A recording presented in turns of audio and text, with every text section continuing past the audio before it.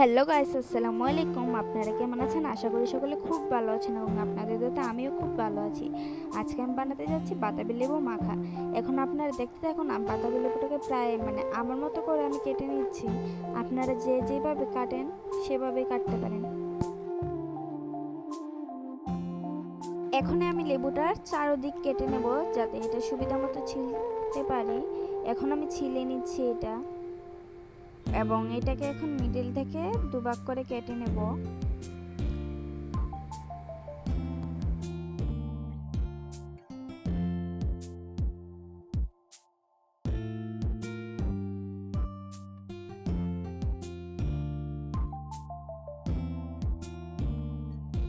এখন আমি লেবুটার বীজগুলো ফেলে দেব।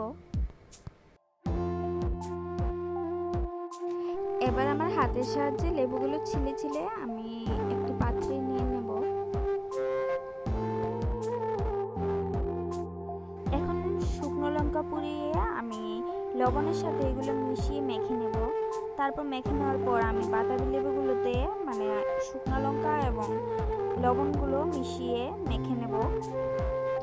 এবার যদি আমি একটু ভালোভাবে মেখে নিই তাহলেই রেডি আমাদের বাতাবি লেবু মাখা। এবার একটু গুঁড়ো লঙ্কা অ্যাড করব।